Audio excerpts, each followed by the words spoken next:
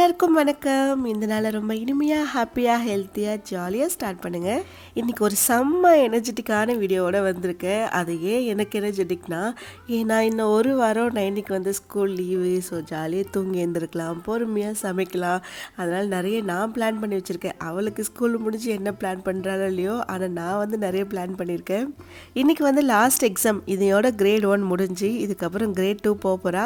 ஆனால் இதில் என்ன ஒரு சின்ன வருத்துனா, நம்மளாம் ஸ்கூல் படிக்கும்போது எப்படி இருக்கும், அதான் ஏப்ரலில் வந்துட்டு ஸ்கூல் லீவ் விட்டாங்கன்னா அவ்வளோதான். அதுக்கப்புறம் ஜூனில் தான் பார்ப்போம். நடுவில் யாரையும் டிஸ்டர்ப் பண்ண மாட்டாங்க, ஸ்கூலில் கூப்பிட மாட்டாங்க. என்றைக்காச்சும் ஒரு நாள் புக்ஸ் கொடுக்கறதுக்காக கூப்பிடுவாங்க, அவ்வளோதான். மற்றபடி எல்லாம் ஊருக்கு போய் சேர்ந்தோன்னா 2 மாதம் கழித்து தான் வந்து சேருவோம். இப்போயுமே ஆனால் நிறைய ஸ்கூல் அப்படி இருக்குதா, மெட்ரிக் சிலபஸ்லாம் அப்படி இருக்குன்னு நினைக்கிறேன். ஆனால் சிபிஎஸ்சிலாம் வந்துட்டு பார்த்திங்கன்னா இப்போ வந்துட்டு ஸ்கூல் லீவ் விட்டுருக்காங்களா, இந்த ஒரு 10 டேஸ் லீவ் விட்டுட்டு மறுபடியும் ஒரு 15 டேஸ் ஸ்கூல் வைக்கிறாங்க. ஏப்ரல் 2ல் வந்து மறுபடியும் ஸ்டார்ட் பண்ணுறாங்க. 2லேருந்து 18 வரைக்கும் இருக்குதுன்னு நினைக்கிறேன். ஆமாம், அதுக்கப்புறம் அதாவது கிரேட் 2 அப்போ வந்துட்டு ஒரு சில சிலபஸ்லாம் எடுப்பாங்களான்னு தெரியல. அந்த ஒரு 15 டேஸ் கிளாஸ் வச்சுட்டு திரும்ப வந்துட்டு ஒரு 1.5 மந்த் லீவு. அந்த மாதிரி எதுக்கு பாதியாக பண்ணுறாங்கன்னு தெரியல. இன்டர்நேஷ்னல் சிலபஸ்லாம் இன்னும் மோசமாக இருக்குமான்னு தெரில. இதுவே எனக்கு வந்துட்டு ஏன்டா இப்படி பண்ணுறாங்க பசங்களை அப்படின்ற மாதிரி தான் இருக்குது. ஏன்னா அந்த ஒரு 2 வாரம் ஸ்கூல் வைக்கிறதுல அவங்க பெருசாக ஒன்றும் கற்றுக்க போகிறதும் கிடையாது, ஒன்றும் கிடையாது. நமக்கு தான் வேலை. ஏன்னா ஒரு ½ டே வச்சா கூட பரவாயில்ல, ஃபுல் டே வேறு வச்சுருவாங்களா, லஞ்சோடு செஞ்சு கொடுத்து அனுப்பணும். அது நமக்கு தான் வேலை. சரி, அதை எதுக்கு இப்போயே நினச்சி ஃபீல் பண்ணிவிட்டு இப்போ இருக்க ஒரு 10 நாளை நினச்சி என்ஜாய் பண்ணிக்க வேண்டியதான் அப்படின்ற மாதிரி தான் இருக்குது எனக்கு இப்போது. ஓகே, இன்றைக்கி வந்துட்டு காலையில் ஒரு சிம்பிளான ட்ரிங்க். இது வந்து கண்டிப்பாக யூஸ்ஃபுல்லாக இருக்கும் நிறைய பேருக்கு. ரொம்ப ஹெல்த்தியான ஒரு ட்ரிங்க்குமே கூட. பதிமுகம் இருக்குல்ல, இந்த கேரளாவில் ஒரு மாதிரி பிங்க் வாட்டர் இருக்குமே, ஸோ அதுலேருந்து ஒரு 2 பட்டை போட்டுட்டு கூட கொஞ்சம் வெந்தயம், சீரகம், ஓமம் இருந்தால் கூட போட்டுக்கலாம். போட்டுட்டு லைட்டாக கொதிக்க வச்சுட்டு ஆறுனதுக்கப்புறம் குடிங்க. நல்லாயிருக்கும், ஹெல்த்தியாகவும் இருக்கும். மார்னிங் எம்டி ஸ்டொமக்கெலாம் குடிக்கணும் அவசியம் கிடையாது. சும்மா ஒரு கிளாஸ் தண்ணி குடிச்சிட்டு அதுக்கப்புறம் பொறுமையாக கூட குடிக்கலாம். பட் ஒரு கிளாஸ் குடிங்க போதும். இல்லை நீங்கள் ஃபுல்லாக நான் காய்ச்சி வச்சுக்கிறேன், டெய்லியுமே ஃபுல் டே அதே குடிக்கிறதுனால அது உங்களோட விருப்பம். நமக்கு தான் வந்துட்டு சரியாக கோலமே போட வர மாட்டேங்குதுன்னு சொல்லிட்டு இந்த கோலம் போடுறதுக்கு அந்த பிளேட்ஸ் மாதிரி வாங்கிட்டேன். ஹோல்ஸாக இருக்குல்ல, அந்த அச்சு மாதிரி. நான் பார்க்குறப்போ இந்த ரவுண்ட் பிளேட் தான் இருந்தது, சரின்னு வாங்கிட்டேன். பட் நான் எக்ஸ்பெக்ட் பண்ணி போனது அந்த ஸ்டிக்கர் ஒட்டுற மாதிரி இப்படி லாங்காக இருக்குல்ல, நீட்டாக அந்த மாதிரி பிளேட்ஸ் தான் நான் எக்ஸ்பெக்ட் பண்ணிட்டு போனேன். பட் கிடைக்கல. நெக்ஸ்ட் டைம் கிடச்சிதுன்னா அதையும் வாங்கி வச்சுருவேன். ஏன்னா அந்த படி ஃபுல்லாக கோலம் போட்ட மாதிரி இருக்கும்ல, தனித்தனி அச்சாக வைக்கிறதுக்கு அது பெஸ்ட் இல்லை. என்னோடய உடம்பு மட்டும் ஒரு மாதிரி தனி கண்டிஷனில் இருக்கும். நானும் சின்ன வயசுலேருந்து நோட் பண்ணிட்டேன். கரெக்டாக இந்த சம்மர் வந்தால் மட்டும் எனக்கு சளி பிடிக்கும், ஃபீவர் வரும். ஆனால் இந்த வின்டர் டைமில் ஒரு நாள் கூட சளி ஃபீவர்னு எனக்கு வந்ததே கிடையாது. ஏன்னா இப்போது 2 நாளாக எனக்கு கொஞ்சம் கோல்டு இருக்குது. ஏன் வந்துச்சு, எப்படி வந்துச்சுலாம் தெரியாது, ஆனால் கோல்டு வந்துருச்சு. இது வந்து நான் பல வருஷமாக இதே மாதிரி சம்மர் டைமில் அனுபவிச்சுட்டு தான் இருக்கேன். உடம்பு ஹீட் ஆகிறதுனால சளி பிடிக்கும்ல, நானும் அந்த மாதிரி கேட்டகரியில் தான் இருக்கேன். லாஸ்ட் டைம் வந்துட்டு உங்களுக்கு அந்த 3 முட்டை பொறிஞ்சிருக்குன்னு காமிச்சல பேர்ட்ஸில், இதோ குட்டி வந்துட்டார். இவரை விட ஒன்று பெருசாகிடுச்சு. அவர் வந்துட்டு வெளில இறங்கி பறக்க ஆரம்பிச்சிட்டாரு. அதனால் அவரை பிடிக்க முடியல. இன்னும் 2 வந்துட்டு கொஞ்சம் குட்டியாகவே இருக்குது. இது வரைக்கும் இல்லாத கலர், அது மேலே எல்லாமே ப்ளூ க்ரீன் இருக்கும். பட் இது ஒரு மாதிரி ப்ளூ க்ரீன் ரெண்டுமே மிக்ஸ் ஆன மாதிரி ஒரு கலர், அழகாக இருந்துச்சு. அதுக்கு பேர் வந்து நாங்கள் ட்ராகன்னு வச்சுருக்கோம். நைனி தான் அந்த பேரை கூட வச்சா.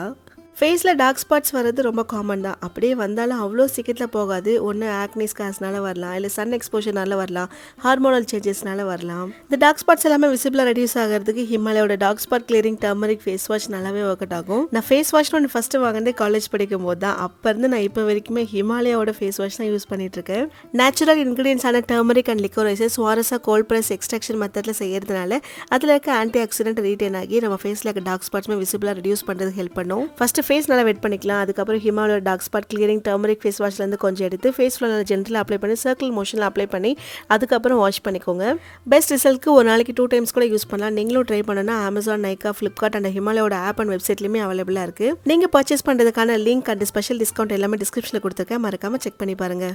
காலையில் பிரேக்ஃபாஸ்ட்க்கு வந்துட்டு நைட்டு மட்டை ரைஸ் வந்து வடித்து வச்சுருந்தேன். அதை வந்துட்டு இந்த பழைய கஞ்சி மாதிரி சாப்பிடுவோம்னு சொல்லிட்டு பழைய சோறு மாதிரி ரெடி பண்ணிட்டா காலையில் நமக்கு வேலையும் மிச்சம்னு சொல்லிட்டு தான் ரெடி பண்ணேன்.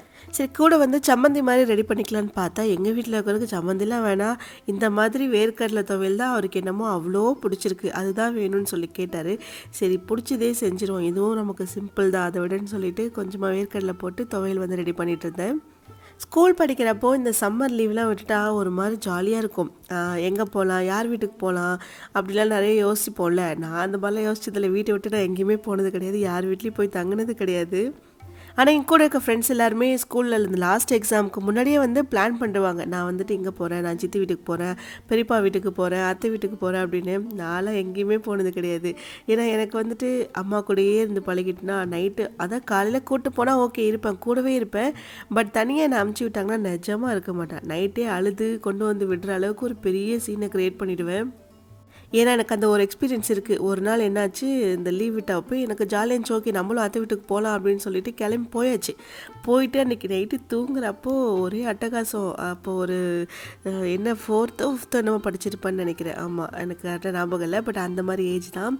நான் அம்மா கிட்டே போகிறேன்னு சொல்லி அடம் பண்ணி அப்புறம் அவங்க உடனே அங்கேருந்து கூப்பிட்டு வந்து விட்டு அது ஒரு பெரிய கலவரமே ஆயிடுச்சு. அதனால அன்னையோடு விட்டேன். ஓகே இதுக்கப்புறம் நம்ம யார் வீட்டுக்குமே போகக்கூடாதுன்னு.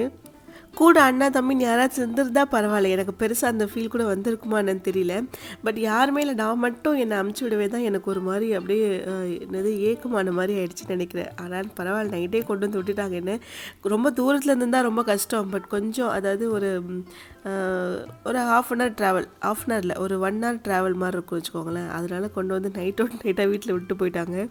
அதனால் எனக்கு இந்த சம்மர் ஹாலிடேஸில் ரிலேட்டிவ்ஸ் வீட்டுக்கெலாம் போயிட்டு என்ஜாய் பண்ண எக்ஸ்பீரியன்ஸ்லாம் சுத்தமாக கிடையாது. உங்களுக்கெல்லாம் கண்டிப்பாக இருந்திருக்குன்னு நினைக்கிறேன். அப்படி இருந்துச்சுன்னா மறக்காமல் கமெண்ட்டில் ஷேர் பண்ணுங்கள். என்னெல்லாம் பண்ணுவீங்க, எந்த ஊருக்கெலாம் போயிருக்கீங்க அப்படின்றத சொல்லுங்கள். ஏன்னா எல்லாருக்குள்ளேயும் ஒரு சில மெமரிஸ் இருக்குல்ல, லீவில் நான் இதெல்லாம் பண்ணேன், இந்த மாதிரிலாம் ஆயிடுச்சு. ஒரு சில பசங்களாம் என்ன பண்ணுவாங்கன்னா விளையாடுன்ற பேரில் அடிச்சுக்கிட்டு கையை உடச்சிட்டு காலை உடச்சி, இந்த லீவ் வந்துட்டு பயமாக இருக்கும் ஃபஸ்ட்டு வெளில பசங்களை விடுறதுக்கே. ஏன்னா எங்கள் வீட்டில் இருக்க பக்கத்தில் இந்த பசங்க எல்லாம் மரத்தில் ஏறிட்டு கீழே விழுந்து கையை உடச்சிட்டு இந்த மாதிரி பெரிய சீன்லாம் கூட பண்ணியிருக்காங்க. இப்போ இருக்க ஜென்ரேஷன் மதர்ஸ்லாம் இப்போ என்ன மாதிரி அம்மாக்கள்லாம் என்ன யோசிக்கிறாங்க, லீவ் வந்துருச்சு சரி என்னென்ன கிளாஸ் போடலாம் அப்படின்னு இப்போயே வந்து லிஸ்ட்டு போட ஆரம்பிச்சிட்டாங்க. ஆனால் அப்போல்லாம் எந்த கிளாஸும் கிடையாது. ஸ்கூல் போகிறதே பெரிய விஷயம். இதில் வேறு எக்ஸ்ட்ரா கிளாஸில் எங்கே சேர்க்கறதுன்ட்டு அப்படியே வந்துட்டு விட்டுட்டு ஜாலியாக என்ஜாய் பண்ணிட்டு தான் இருந்தோம். அப்போ வந்து பெருசாக கிளாஸுமே கிடையாதுல்ல, இது படிங்க அது படிங்க எக்ஸ்ட்ரா இதை கற்றுக்கோங்கலாம் ஒன்றும் கிடையாது. இப்போ ரோட்டில் திரும்புகிற பக்கம்லாம் சம்மர் கேம்ப், அது வந்து ஸ்போர்ட்ஸாக இருக்கட்டும், இல்லை கேம்ஸு, சின்ன இன்டோர் கேம்ஸாக இருக்கட்டும், டான்ஸ் அது இதுன்னு எல்லாத்துக்குமே சம்மர் கேம்ப்னு ஒன்று போட்டுடுறாங்க. அதனால் பசங்களை வந்துட்டு நம்மளால வீட்டில் சும்மா இருக்கிறது கிளாஸ்க்காச்சும் போயிட்டு வரணும்னு அமுச்சு விட்டுறோம். அண்ட் நான் இந்த டைம் வந்துட்டு தெளிவாக ஒன்று பிளான் பண்ணிட்டேன். நைனியை வந்துட்டு ரொம்ப போட்டு ப்ரெஷர் பண்ணக்கூடாது. அவள் எங்கே கேட்குறாளோ அங்கே போயிட்டு வரட்டும். ஏன்னா இந்த ஏப்ரல் முடிகிற வரைக்கும் அவளை எந்த டிஸ்டர்ப் பண்ணக்கூடாது. அவளுக்கு தேவையான மாதிரி என்ஜாய் பண்ணிக்கிட்டோம். அதுக்கப்புறம் மேலேருந்து போட்டுக்கலாம் அப்படின்ற மாதிரி தான் நான் நினச்சிட்ருக்கேன். இன்றைக்கி வேறு லாஸ்ட் எக்ஸாம்லாம் அவளுக்கு. சரி சின்னதாக ஒரு சர்ப்ரைஸ் பண்ணுவோம் அவளுக்குன்னு தான் ஐஸ்கிரீம் ரெடி பண்ணலாம். வெண்ணிலா ஃப்ளேவர் தான், மற்ற ஃப்ளேவர் பண்ணலாம். பட் நான் வெண்ணிலா ஃப்ளேவர் பண்ணுறதுக்கு ரீசன் வந்து இது சாதா ஐஸ்கிரீம் கிடையாது. நம்ம இந்த ரெஸ்டாரண்ட்லாம் சாப்பிடுவோம்ல, இந்த ப்ரௌனி சிஸ்லர் மாதிரி மேலே அப்படியே இந்த சாக்லேட் போட்டு ஒரே பொக்கு மூட்டமாக கொடுப்பாங்களே, அந்த மாதிரி பண்ணலான்னு தான் இன்றைக்கி எல்லாத்தையுமே ரெடி பண்ணிகிட்ருக்கேன். ஃபஸ்ட்டு என்னென்ன பண்ணுறோன்னு சொல்லிடுறேன். அண்ட் இதுக்கு ஒரு டிப்ஸுமே இருக்குது, அதையுமே நான் சொல்கிறேன். ஐஸ்கிரீம் வந்துட்டு ஒரு மாதிரி ஸ்மூத்தாக வர்றதுக்கு இது வந்து நான் அடிக்கிறது இப்போ ஃப்ரெஷ் க்ரீம் தான். அது வந்துட்டு ஒரு 200 ml ஃப்ரெஷ் க்ரீம் போட்டு நல்லா பீட் பண்ணிக்கணும். அது கூட கொஞ்சமாக வெண்ணிலா எக்ஸ்ட்ராக்ட் சேர்த்துட்டு நல்லா எவ்வளோ முடியுதோ அந்தளவுக்கு நல்லா பீட் பண்ணிக்கோங்க, கொஞ்சம் திக்காகிற வரைக்கும். இதுக்கு முன்னாடி நான் காய்ச்சினது வந்துட்டு நல்லா கொஞ்சம் திக்கான பாலாக எடுத்து நல்லா காய்ச்சிட்டு அதில் கொஞ்சம் கார்ன்ஃப்ளவர் மிக்ஸ் பண்ணிவிட்டு கொஞ்சம் கொதிக்க வச்சிங்கன்னா திக்காகும். அண்ட் அது கூடவே வந்து மில்க் மேடு சேர்த்துக்கோங்க. நல்லா ஒரு அந்த ஸ்வீட்னஸோடு நல்லாயிருக்கும். நீங்கள் ஒயிட் சுகர் கூட சேர்க்க வேண்டாம், மில்க் மேடே போதும். ஃப்ரெஷ் க்ரீம் வந்து நல்லா பீட் பண்ணதும் அது கூடவே நம்ம காய்ச்சி வச்சுருக்க அந்த பால் வந்துட்டு சேர்த்துக்கலாம். பால் நல்லா ஆற வச்சுட்டு தான் சேர்க்கணும். அதையும் சேர்த்து நல்லா பீட் பண்ணிவிட்டு ஒரு ட்ரேயில் ஊற்றி வச்சுருங்க. ஸோ இதோடு விட்டுட்டிங்கன்னா அது அப்படியே மேலே அந்த ஒரு மாதிரி ஐஸ் கேல்ஸ் மாதிரி ஃபார்ம் ஆயிரும். அந்த ஐஸ்கிரீம் மாதிரி அந்த ஸ்மூத்னஸ் வராது. ஸோ இதுக்கு வந்து ஒரு சின்ன டிப்ஸ் என்னென்னா, இப்போ இதை கொண்டு போய் ஃப்ரிட்ஜில் வைக்கிறீங்களா, ஃப்ரீசரில் ஒரு 2 மணி நேரம் நல்லா கொஞ்சம் அந்த ஃப்ரீஸ் ஆன ஸ்டேஜில் இருக்கும், லைட்டாக கொஞ்சம் நல்லா திக்கான மாதிரி. அதை கொண்டு வந்து மறுபடியும் நல்லா பீட் பண்ணணும். அதுக்கப்புறம் மறுபடியும் கொண்டு போய் ஃப்ரிட்ஜில் வைங்க. இந்த மாதிரி ஒரு 2 hours ஒன்ஸ்னு ஒரு 3 தடவை பண்ணுங்கள். அதுலேயே வந்துட்டு அந்த நல்லா ஸ்மூத் ஆயிரும். நல்லா பீட் பண்ணணும். அப்போ தான் அந்த ஐஸ்கிரீம் வந்து இந்த கடையில் அப்படியே இந்த ஸ்கூப்பில் எடுக்கும்போது ஒரு மாதிரி அழகாக ஸ்மூத்தாக வரும் பாருங்க, அதே மாதிரி வரும். நான் வந்து இந்த சிங்க்கு, வாஷ் பேசினு, அப்புறம் வந்து பாத்ரூம்லாம் க்ளீன் பண்ணுறதுக்கு ஒரு புதுவிதமான நவீன மிஷின் ஒன்று வாங்கினேன். அதாவது எதுக்குன்னா, இந்த மெட்டீரியல் வந்து ஒரு மாதிரி ஒரே நாளில் வந்துட்டு ஒரு மாதிரி கரக்கரையாக ஆகிற மாதிரியே இருக்குது. எனக்கு அந்த ஸ்டெயின் வந்துட்டு டென்ஷன் ஆகுது. என்னடா என்ன தேய்ச்சாலும் போக மாட்டேங்குதுன்னு. சரி போகுதா பார்ப்போம், இந்த மாதிரி மிஷினாச்சும் யூஸ் பண்ணி பார்க்கலான்ட்டு தான் வாங்கினேன். ஆனால் வாங்கினது ஏன்டா வாங்கணுன்ற மாதிரி ஆயிடுச்சு. அதாவது ஸ்க்ரப்பை போட்டு தேய்ச்சாலே நல்லா போயிடும் போல். நான் வந்துட்டு இதை வாங்கினதுக்கு வாங்காமலே இருந்திருக்கலாம். எனக்கு அந்தளவுக்கு ஒரு சாட்டிஸ்ஃபேக்ஷன் இல்லை. ஏன்னா நம்ம ஸ்க்ரப் வச்சு தேய்க்கும் போது ஒரு 5 நிமிஷத்தில் ஃபுல்லாக க்ளீன் பண்ணி முடிச்சுட்டு போயிடும். இது வந்துட்டு ரொம்ப டைம் எடுக்குது. ஏன்னா ஸ்லோவாக அந்த மாதிரி அந்த மாதிரி சர்க்குலர் மோஷனில் ரொட்டேட் ஆகிட்டே இருக்கா. அது நம்ம கரெக்டாக ஒரு க்ளீன் பண்ண ஃபீல்மே கொடுக்குற மாதிரி இல்லை. அண்ட் அதே சமயம் அந்தளவுக்கு அந்த ஸ்ட்ரெயின்லாம் எடுக்கவும் இல்லை. நார்மல் நம்ம யூஸ் பண்ணுற ஸ்க்ரப்பை விட அது கொஞ்சம் ஸ்மூத்தாக தான் இருக்குது. இது கூடவே வந்துட்டு எக்ஸ்டெண்ட் பண்ணுற மாதிரி 2 ஸ்டிக்லாம் கொடுத்துருக்காங்க. ஏன்னா பாத்ரூம் ஃப்ளோர்லாம் க்ளீன் பண்ணுறதுக்கு. அப்புறம் ப்ரஷ்மே வேறு கொடுத்துருக்காங்க. அதுவுமே பண்ணி பார்த்துட்டேன். அந்தளவுக்கு ஒரு சாட்டிஸ்ஃபேக்ஷனே இல்லை. பட் ஓகே பார்ப்போம். இந்த சிங்க்ல அப்புறம் இந்த வாஷ் பேசின்லாம் வந்துட்டு இந்த ஸ்மெல் வராமல் இருக்கிறதுக்கு நைட்டு அந்த நாப்தலின் பால்ஸ் மாதிரி ஒன்று இருக்குல்ல, நாப்தலின் தானே, இந்த பச்சை கருப்புரம் மாதிரி ஒன்று சொல்லுவாங்களே, வாங்கி கலர் கலராக கூட இருக்கும், இல்லை ஒயிட்டில் தான் இருக்கும்னு நினைக்கிறேன். சாரி அதை வந்துட்டு போட்டுடுறாங்கல்ல இந்த வாஷ் பேசின்லாம். அது யூஸ் பண்ணக்கூடாதுன்னு நிறைய பேர் சொல்கிறாங்க. அதில் வந்துட்டு ரொம்ப அது ஸ்மெல் பண்ணக்கூடாது, அதனால் அதை யூஸ் பண்ணாதீங்க அப்படின்னு.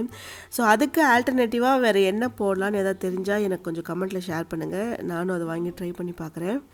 ஒரு சில பேர் வந்துட்டு கமெண்ட்டில் கேட்டிருந்தாங்க, வீடியோ வந்துட்டு ஒரு மாதிரி நான்சிங்காக போகுது, நீங்கள் பேசுகிறது ஒன்று, நீங்கள் செய்கிறது ஒன்று, ஆனால் பேசுறது ஒன்று, நீங்கள் ஏதோ ஒரு ஸ்டோரி மாதிரி பேசிகிட்ருக்கீங்க, அது வந்துட்டு சிங்க் ஆகவே இல்லை அப்படின்னு.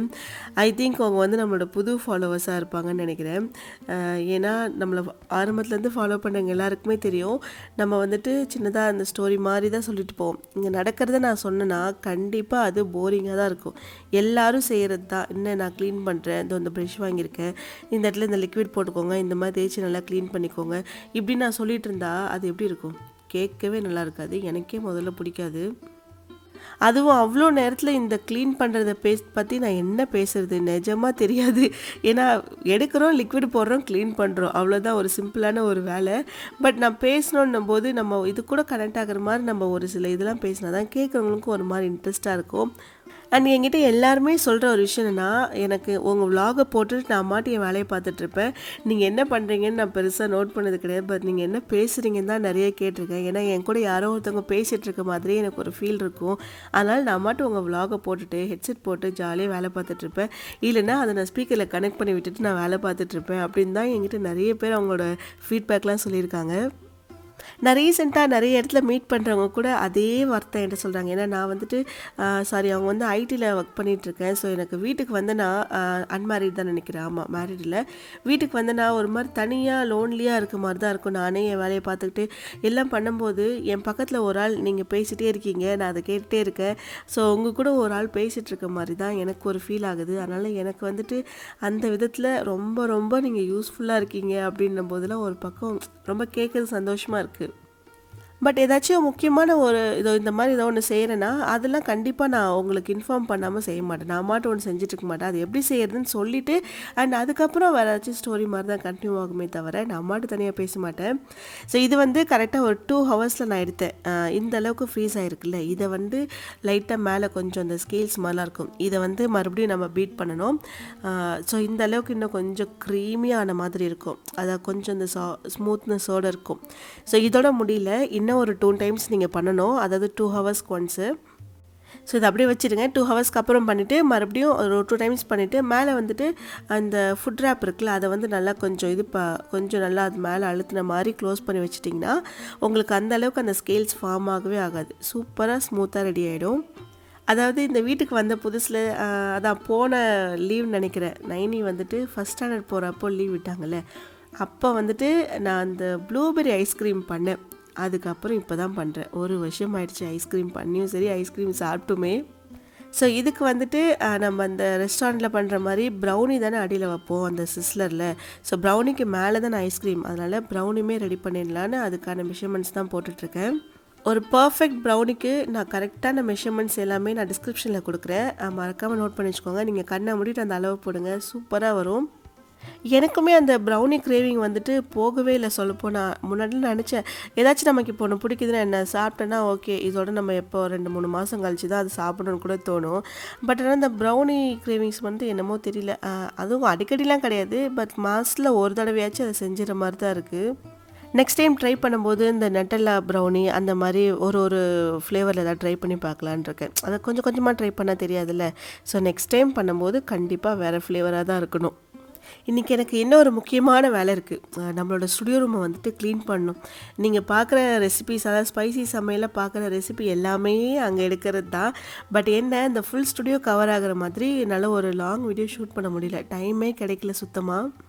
ஏன்னா இதுக்கப்புறம் கொஞ்சம் லீவ் தானே, அதனால் ஒரு கண்டினியூஸாக அந்த லாங் வீடியோ மாதிரிலாம் கொஞ்சம் எடுத்து போடுவோம் அப்படின்ற மாதிரி ஒரு பிளான் இருக்குது. சரி, மொத்தமாக க்ளீன் பண்ணிட்டுனா லாங் வீடியோ எடுக்கிறதுக்கு, அதாவது ஷூட் பண்ணுறதுக்கு நமக்கு கொஞ்சம் க்ளீனாக இருக்கும் அந்த இடத்துல. ஏன்னா எப்படி தான் டஸ்ட்டு படியுதுன்னே தெரிய மாட்டேங்குது. அந்த அடுப்பு மட்டும் டெய்லியும் க்ளீன் பண்ணிடுறேன். போன மாதம்லாம் நான் அந்தளவுக்கு புலம்புனேன்ல, எனக்கு பயங்கரமாக ஹேர் ஃபால் ஆகுது, என்ன பண்ணுறதுனே தெரியலன்னு. ஆனால் அப்படியே ஆப்போசிட்டாக இருக்குது. ஒரு நாளைக்கு ஒரு 2-3 முடி தான் வருது. 2-3 சொல்ல, ஒரு 5-6 முடின்னு வச்சுக்கோங்களேன். அந்தளவுக்கு தான் நான் தான் கவுண்ட் பண்ணி பார்க்குறேன் டெய்லியும் வர்றதெல்லாம், செய்யும் போதெல்லாம். அதனால் ஒன்றுமே கிடையாது. ரொம்ப சிம்பிள். ரைஸ் வாட்டர் இருக்குல்ல, நம்ம சாதம் வடிக்கிறோம்ல, அதை தான் நான் அதிகமாக யூஸ் பண்ணுறேன். தலையில் கொஞ்சம் ஸ்ப்ரே பண்ணி மசாஜ் பண்ணிக்கிறது. அதுக்கப்புறம் குளிக்கும்போது ஷாம்பு வந்து டைல்யூட் பண்ணும்போது கூட அந்த ரைஸ் வாட்டரில் தான் டைல்யூட் பண்ணி தேய்க்கிறது. ஸோ இந்த மாதிரி வேணால் ட்ரை பண்ணி பாருங்கள், ஒர்க் அவுட் ஆகும். நீங்கள் என்ன பார்த்துட்டு நிறைய பேர் சொல்லியிருந்தீங்க நல்லா பேசுனீங்க அப்படின்னு. பெருசாக நாங்கள் ஒன்றும் பேசவே இல்லை. பேசுனதெல்லாம் எதுவும் போடவே இல்லை. முதல்ல சொல்லப்போனால் அங்கே வந்துட்டு இன்னும் நிறைய ஒரு கான்ட்ரவர்சியான டாபிக் எல்லாமே ஓடிச்சு. பட் அதெல்லாம் வேண்டாம், ஒரு மாதிரி ஃபன்னாகவே முடிச்சிடலான்னு அதை மட்டும் எடிட் பண்ணிட்டாரு போல் எடிட்டரு. அதாவது என்னென்னா, ஆப்போசிட்டில் இருக்கவங்க வந்துட்டு என்ன சொல்ல ஆரம்பித்தாங்கன்னா, இவங்க வந்து யூடியூப் சேனல் ஒன்று ஆரம்பிச்சுக்கிறாங்க. அப்புறம் அதுலேருந்து ஒரு பிஸ்னஸ் ஒன்று ஆரம்பிச்சுக்கிறாங்க. மசாலா சேல் பண்ணுறது, இந்த பாத்திரம்லாம் சேல் பண்ணுறது, அப்படி இப்படின்னு ஒரு சில பிஸ்னஸ்லாம் ஆரம்பிச்சுறாங்க. அப்புறம் இந்த கார்மெண்ட்ஸ்லாம் சேல் பண்ணுற மாதிரின்னு சொன்னாங்க. ஏன்னா என்கிட்ட உட்காந்துட்டு இருந்த இந்த யூடியூபர்ஸ் எல்லாருமே முக்கால்வாசி பேர் ஏதோ ஒரு பிஸ்னஸ் பண்ணுறாங்க. அவங்க சர்வே பண்ணுறது கண்டிப்பாக பண்ணி தான் ஆகணும். ஸோ அதுக்கான ஒரு வேலையை அவங்க பண்ணிட்டு தான் இருக்காங்க. ஸோ இதெல்லாம் வந்துட்டு பண்ணும்போது எங்களுக்கு ஒரு மாதிரி இரிட்டேட்டிங்காக இருக்குது வீடியோஸ் பார்க்குறதுக்கு அப்படின்னு சொன்னாங்க. பட் அதுக்கு ஒரே வார்த்தை தான் சார் சொன்னார். கோபி சார் என்ன சொன்னார்னா, அப்போ அவங்க முன்னேறதெல்லாம் உங்களுக்கு பிடிக்கலையா, முன்னேறக்கூடாதுன்னு நினைக்கிறீங்களா அப்படின்னு கேட்டார். அதுக்கப்புறம் அது யாருமே பேசலை. அப்படிலாம் இல்லை சார், அது வந்து எங்களுக்கு பிடிக்கல அப்படின்ற மாதிரி சொன்னாங்க. அப்படி எப்படிங்க நீங்கள் சொல்ல முடியும்? அது வந்துட்டு அதாவது நீனால ஆல்ரெடி ஒரு டாபிக் போயிருக்கும் போல், யூடியூப்பில் இருக்கவங்களாம் வந்துட்டு உங்களே ஒரு பிராண்டாக மாற்றிக்கோங்க அப்படின்னு. நானுமே அந்த சீசன் பார்க்கல, அவர் சொல்லி தான் எனக்கு தெரியும். ஸோ நாங்களுமே அதை சஜஸ்ட் பண்ணியிருக்கோம். அப்படியே எடுத்தோம், வீடியோவோட முடிச்சிடாமல் ஒரு பிராண்டாக மாற்றிக்கோங்க அப்படின்னு. அவங்க முன்னேறதில்ல, ஏன் உங்களுக்கு பிடிக்கவே இல்லையா சுத்தமாக அப்படின்னு தான் கேட்டதும், அப்புறம் ஒன்றே எல்லாருமே அப்படியே சைலண்ட் ஆகிட்டாங்க. ஸோ அது வந்துட்டு அந்த அந்த டைமில் இன்னும் நிறைய கான்வர்சேஷன்லாம் அங்கே போச்சு. அதை அப்படியே கட் பண்ணி தூக்கி போட்டாருன்னு நினைக்கிறேன் அந்த எடிட்டர். எதுவுமே காணோம். பட் ஓகே தான், ஏன்னா கான்ட்ரவர்சியாக இல்லாமல் அது ஒரு மாதிரி ஃபன்னாக முடிஞ்சது, எனக்கு பிடிச்சிருந்தது. அதாவது ஜென்ரலாக நம்மளும் மேரேஜ் பண்ணோம், நம்மளும் ஒரு குழந்தைய பெற்றோம், அதை வந்து வளர்க்குறதுக்கே லைஃப் லாங் வந்துட்டு ஓட்டிடணும் அப்படின்னு எனக்கு தோணுனதே கிடையாது. இதோட முடியக்கூடாது. நமக்குன்னு ஒரு ஐடென்டிட்டி தேடுறது தப்புன்னு நினைக்கிறாங்களா என்னன்னு தெரில. ஏன்னா எனக்குமே அந்த மாதிரி ஒரு சில கமெண்ட்ஸ்லாம் வந்திருக்கு தான். அதாவது யூடியூப் சேனல் ஆரம்பிச்சிட்டிங்க, உடனே அதை வந்து பிஸ்னஸ் பண்ண ஆரம்பிச்சிங்க, உங்களுக்குலாம் வேறு வேலையே கிடையாதா அப்படின்னு.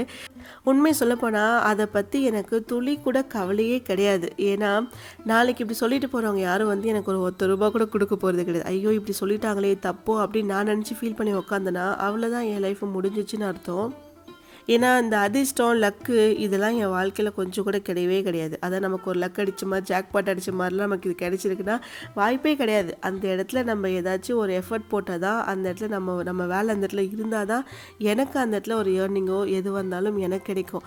சும்மா ஜாலியாக உட்காந்துட்டு வீட்டில் உட்காந்துக்கிட்டே எது வந்தாலும் நமக்கு கிடைச்சிரும் அப்படின்றால் எனக்கு கிடையாது. அன்றைக்கி கிடைக்கவும் கிடைக்காது. எனக்கு அந்த மாதிரி லக்கு கிடையாது. அப்படியே ஒரு வேளை எனக்கு லக் இருந்து நமக்கு அது கிடைச்சா கூட அது நம்மளாக வாங்கின ஒரு ஃபீல் சுத்தமாக இருக்காது. எதுவாக இருந்தாலும் சரி, நம்ம ஏர்ன் பண்ணி ஒரு விஷயத்தை சின்னதாக ஒரு பொருள் வாங்கினா கூட இது நான் ஏர்ன் பண்ணி வாங்கினேன் அப்படின்ற ஒரு சாட்டிஸ்ஃபேக்ஷன் இருக்கும்ல, அதெல்லாம் வந்துட்டு நம்மளாக சம்பாரித்து வாங்கும்போது தான் அந்த ஃபீல் வரும். யாரோ வந்து எது வாங்கி கொடுத்தாலும் சத்தியமாக அந்த ஃபீல் இருக்கவே இருக்காது.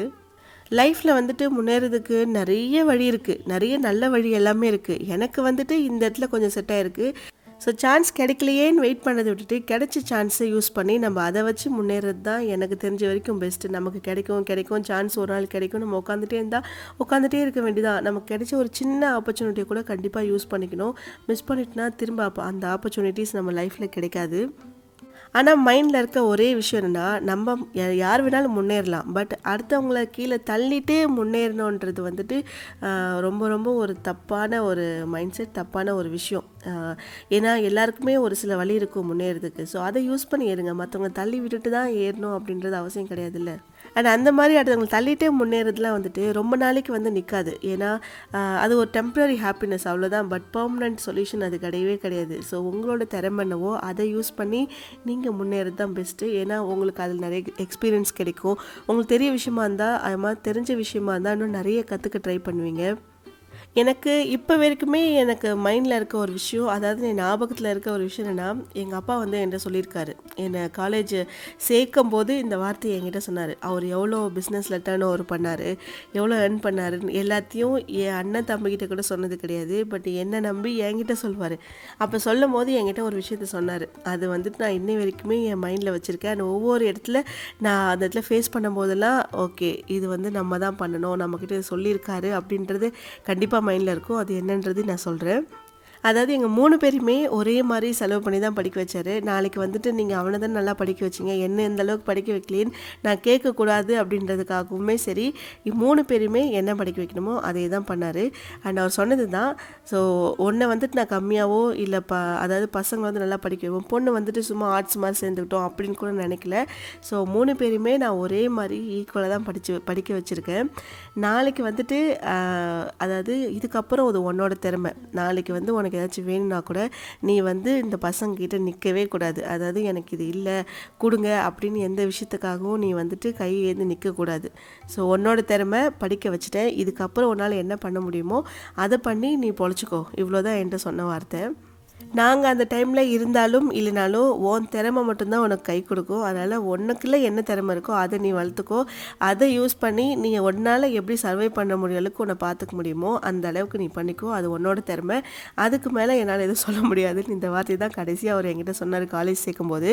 ஸோ அப்போ வந்துட்டு என்னென்னா எனக்கு அது பெருசாக தெரியல.